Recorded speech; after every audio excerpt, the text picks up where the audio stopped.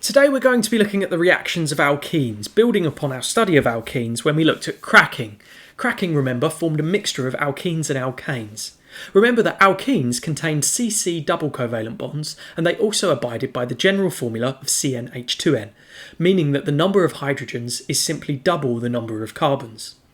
What I'd like you to do is look at these structures shown here and decide whether or not you're looking at an alkene or an alkane. In this first structure I can see a carbon-to-carbon double bond, so I must be looking at an alkene. In this next structure I see no carbon-to-carbon double bonds, so I'm looking at an alkane.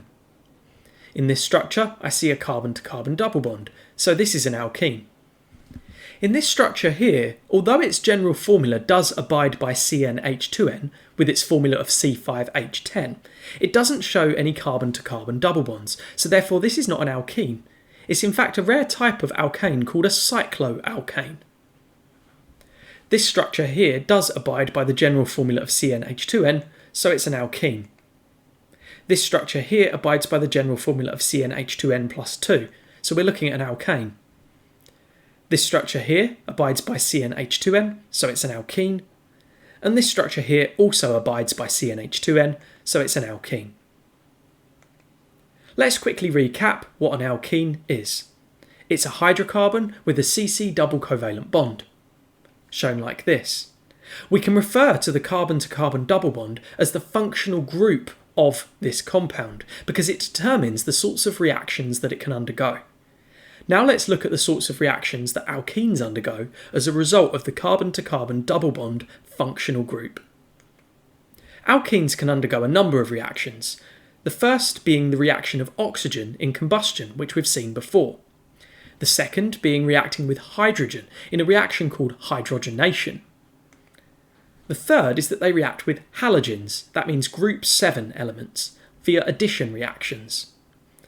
They also react with water in hydration reactions. Be careful not to confuse hydration with hydrogenation. And then finally, they can react with themselves in a type of reaction called polymerization, which is more specifically known as addition polymerization, but we'll visit this more in its own lesson in the future. To begin with, I'd like to look at the combustion reactions of alkenes. Remember, but because alkenes are a class of hydrocarbon, they can be good fuels, and they can react with oxygen in combustion reactions. A generic word equation for complete combustion is that fuel reacts with oxygen to produce carbon dioxide and water. And these are exothermic reactions, so they release thermal energy into the surroundings, and that thermal energy can be used for all sorts of different things. Alkenes, however, tend to undergo incomplete combustion, and this means they burn with a smoky flame. Remember that there are two different routes that incomplete combustion can take, and they both occur because oxygen is a limiting reactant in that there's not enough of it. The first variant of incomplete combustion is that the fuel can react with insufficient oxygen to produce particulates of carbon and water. Those particulates of carbon will be visible as soot, and therefore we will see a smoky flame if something undergoes this type of incomplete combustion. The alternative type of incomplete combustion is when the fuel reacts with insufficient oxygen to produce carbon monoxide and water. Remember that carbon monoxide was a colourless and odourless gas which was difficult to detect, but it was incredibly toxic. Alkenes burn with a smoky flame because they tend to undergo incomplete combustion of the variety that produces particulates of carbon. Have a look at these questions here, and then come back and check your answers. The type of combustion that's favoured by alkenes is incomplete combustion. The alkene will burn with a smoky flame because the incomplete combustion will produce particulates of soot or carbon. What environmental issue could the black smoke cause? Well, when we consider that the black smoke is caused by particulates of soot, then we should associate particulates of soot with global dimming or smog. A balanced equation for the incomplete combustion of ethene is as follows. Ethene's formula is C2H4. Oxygen has the formula O2. Particulates of soot or carbon has the formula C. And water is H2O. Notice how the carbon is not oxidised in this variant of incomplete combustion. The equation is also balanced. Finally, we're asked, why does incomplete combustion occur? Well, oxygen is a limiting reactant, or you could have simply said that there is insufficient oxygen. Next up, we're going to look at hydrogenation. Alkenes can be described as unsaturated hydrocarbons, and this is because each carbon is not bonded to the maximum number of hydrogen atoms.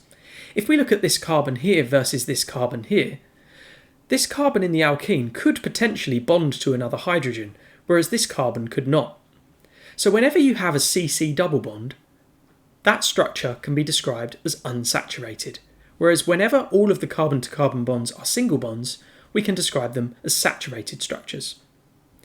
Unsaturated hydrocarbons, alkenes, can be converted into saturated hydrocarbons, alkanes, by hydrogenation. All we do is react the alkene with hydrogen gas, which has the formula H2, in the presence of a nickel catalyst and at a temperature of 60 degrees Celsius. The nickel catalyst will lower the activation energy for the reaction, meaning that it can be conducted at lower temperatures. By lowering the activation energy, we take an alternative pathway with a faster rate of reaction. So therefore, this reaction occurs quite quickly.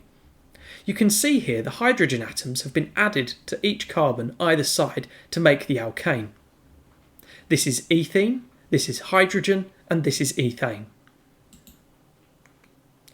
Now, please have a go at these questions and then come back and check your answers.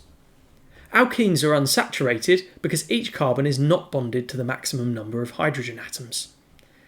If it was saturated, it would mean that each carbon atom is bonded to the maximum number of hydrogen atoms. In hydrogenation, alkenes react with hydrogen. The conditions for hydrogenation are to use a nickel catalyst at 60 degrees Celsius. Now, a word equation for the diagram we just saw on the previous info sheet was ethene plus hydrogen goes to make ethane. This is a word equation because it only includes the names of reactants and products and not their formulae. That would be a symbol equation. Next up, we're going to look at addition reactions of alkenes. Alkenes can undergo a reaction called addition.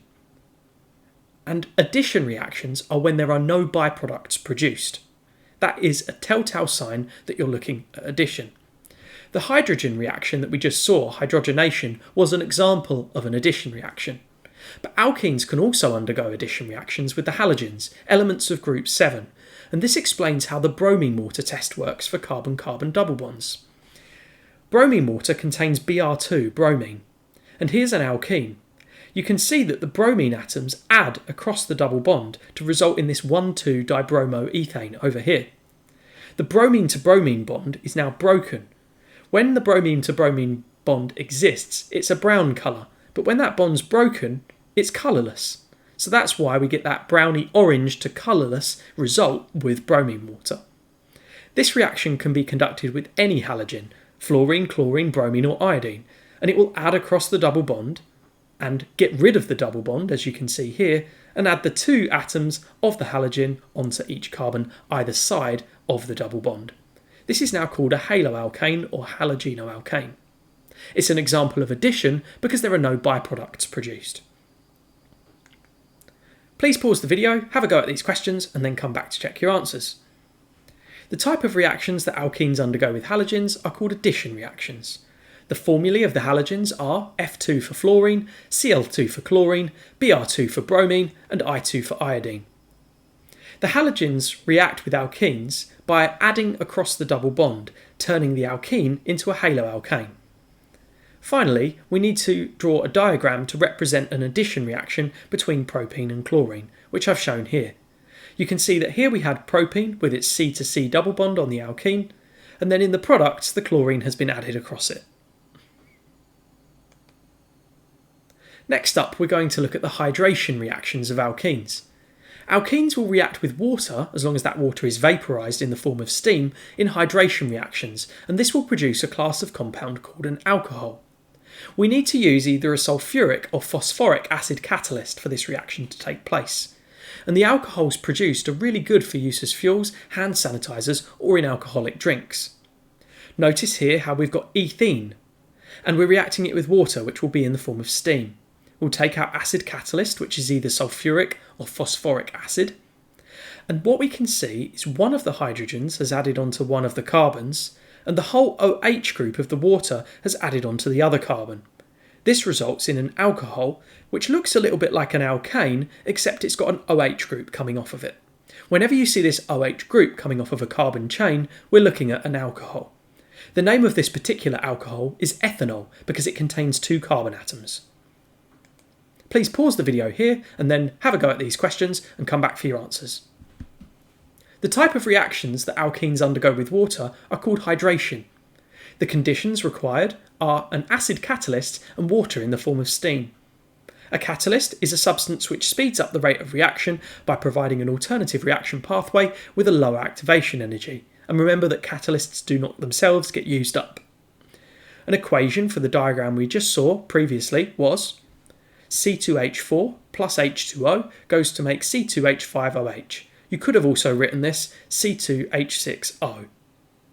Why can hydration technically be considered an addition reaction? Well, there are no byproducts produced, and all addition reactions have no byproducts. If it produced a byproduct, then it would likely be what we call a substitution reaction instead. Now let's quiz on what we've just learned. Please pause the video on seeing each question, come up with an answer in your head or down on paper, and then check to see if you got it right. Alkenes burn with a smoky flame because incomplete combustion produces particulates of soot or carbon. What's it called when an alkene reacts with hydrogen? Hydrogenation. What's it called when an alkene reacts with water? Hydration. What's made when an alkene reacts with water? An alcohol. What is the functional group of an alkene? It's the C to C carbon to carbon double bond. What's the functional group of an alcohol? That will be the OH group. What are the conditions for hydrogenation? You need a nickel catalyst at 60 degrees C. You'd also need to add hydrogen gas H2 as a reactant. We need to draw the product and name the type of reaction. Notice here how I have an alkene, and here I have a halogen. So consider what the product would look like here. You should have got this. It would undergo an addition reaction because we're reacting a halogen with an alkene.